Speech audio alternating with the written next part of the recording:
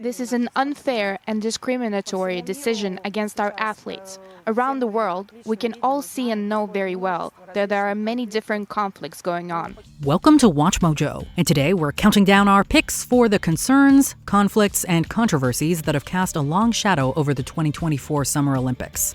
Testosterone is not a perfect test. Many women can have testosterone which is in what would be called male levels. Number 10. Canada women's soccer drone scandal. Yeah, it feels incredible. I mean, it's been a hard couple days, but right now all I'm feeling is an immense amount of pride. Sometimes when you pull on a loose thread, the whole sweater comes undone. That's sort of what happened in the case of the Canada women's soccer team. Scheduled to play New Zealand on July 25th, a major wrench was thrown into those plans when a Canadian-operated drone was spotted observing their rivals practicing a few days ahead of the match. Bev Priestman asked HR about how to handle the fact that an analyst was uncomfortable cheating. She mentioned that the top 10 teams in the world do it. It is forbidden to use drones for recording others without their consent in France. Before long, those involved with the scandal faced a one-year ban from the sport, along with a host of other consequences for Canada. Number 9. Olympic Village conditions.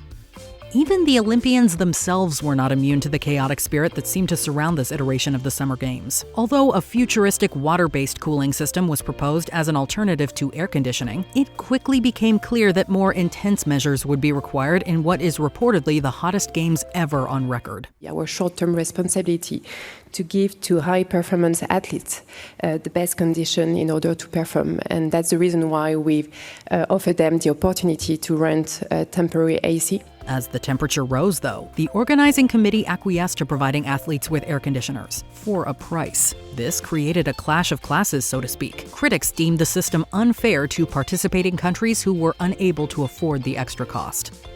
Number 8. The Last Supper. Really, there was never an intention to show disrespect to any religious group. In a general sense, Olympics opening ceremonies are meant to not only celebrate that year's host country and what their unique culture has to offer the Games, but the Games themselves, as well as participating athletes. In 2024, though, these sentiments were overshadowed by culture war fallout. Festivités, one segment of the opening ceremony which featured drag queens in a scene reminiscent of Da Vinci's The Last Supper, came under heavy fire from France's right wing. The Bishops' Conference of France referred to Festivités as a, quote, derision and mockery of Christianity. Ma volonté n'est pas d'être subversif, ni de me moquer, ni de choquer.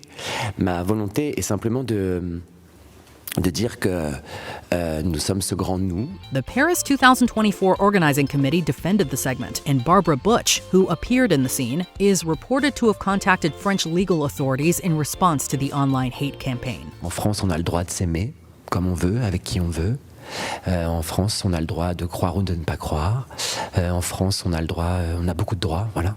Et c'était l'idée de faire transparaître ces valeurs-là à travers la cérémonie. Number 7. World Aquatics athletics ban. This is by far the toughest restriction against transgender athletes. Swimming's international governing board saying they consulted with scientists and policymakers and voted to essentially ban trans swimmers from elite competitions, including the Olympics. Historically a thorny, contentious issue in the world of sport, controversy inevitably followed when, in 2022, World Aquatics forbade the participation of transgender women. In 2023, World Athletics followed suit. Writing for Science, a peer-reviewed journal, researchers Eric Villain and Joanna Harper found that trans women bore demonstrably little physical advantage over their cisgender peers. There's a lot of factors that go into a race and how well you do. And the biggest change for me is that I'm happy.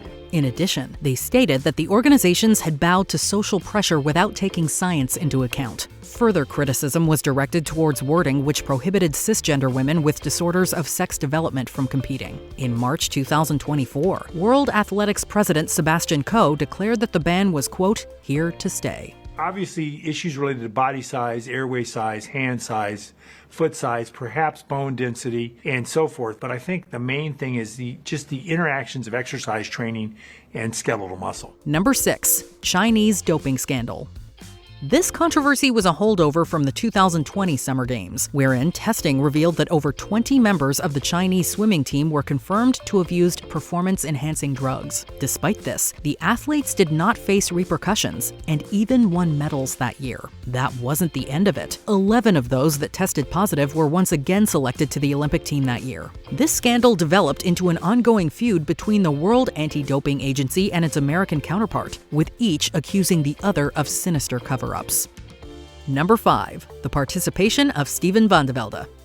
The Dutch Olympic Committee found itself stranded in scalding hot water for its selection of Steven van de Velde in beach volleyball. Van de Velde is a convicted sex offender, reportedly grooming a young British girl, plying her with alcohol, and taking advantage of her. Found guilty on 3 such counts, the judge who handed out this sentencing called it a, quote, career end for van de Velde. Clearly, that did not end up being the case. The Dutch Volleyball Federation defended van de Velde, referring to him as being totally reformed and, quote, an exemplary professional and human being. As a means of mitigating the controversy, it was announced that van de Velde would be accommodated separately from other Dutch Olympians. Number 4. Argentina versus Morocco. It seems fair to say that team sports have the tendency to cause flared tempers and hurt pride. The men's football opening match was a testament to this. The riotous outbreak stemmed from a feeling that Argentina's team was being given an unfair advantage to win the match. In this case, 15 extra minutes of stoppage time. When Argentina scored in the 16th minute, Morocco fans made their displeasure known, storming the pitch and causing a general disturbance. The game resumed behind closed doors, with Morocco winning after the contentious goal was disqualified. Number 3. French secularism policies. J'aimerais bien pour qu'après les JO, ils prennent position, ils disent un truc. D'ailleurs, le fait que l'athlète voilée française ne peut pas être toujours d'actualité, ouais. And that's a very delicate way of putting what's long been a source of tension in modern-day French society. In line with the aforementioned policies, athletes representing France are forbidden from wearing religious garments while competing, per the French National Olympic and Sports Committee. Dans 3 ans, on dira oui, les nageuses ne pouvaient pas jouer. Bon, non, mais c'est un truc de fou. Ouais, j'espère. France has had a globally notorious reputation for strictness when it comes specifically to wearing the hijab publicly, and that was no less apparent at this year's Games. French sprinter Soukamba Sylla claimed to have been blacklisted from the opening ceremony on account of her religious beliefs and commitment to the hijab. C'est la phrase, pourquoi elle l'enlève ça? Ça me rend folle. Tout le monde, c'est la première réaction des gens. C'est la première phrase que les gens me sortent en général. Même plus c'est les règles, moi j'ai trop peur de me prendre une amende. Number 2. Anything involving the Seine. If I was an athlete and it was said it was dangerous today, it would be hard to have confidence it would be safe suddenly 24 hours later. But we are taking care of that. Maybe 2024 wasn't the best year to try something new. The Seine, one of France's defining features, isn't exactly renowned for its sparkling, pristine waters. In fact, it's quite the opposite. Intended to host the men's and women's marathon swimming, overwhelming bacteria levels led to concerns as to the health, hygiene, and general sanitary state of participating athletes. Do you apologize to all the competitors who've been disrupted? Yes, of course. I mean, well, we don't feel that someone in this case has pain. While organizers were optimistic that clear skies and the sun's UV rays would drastically reduce the risk, high levels of bacteria such as E. coli forced significant delays and a number of postponements. That's not even mentioning that this was the first year the opening ceremony would be held on a river, bringing with it unprecedented safety and security concerns. What is dangerous is that when you have sewage that overflows into the river, you get all the pathogens. Before we continue, be sure to subscribe to our channel and ring the bell to get notified about our latest videos. You have the option to be notified for occasional videos or all of them. If you're on your phone, make sure you go into your settings and switch on notifications. Number 1. Nations at war.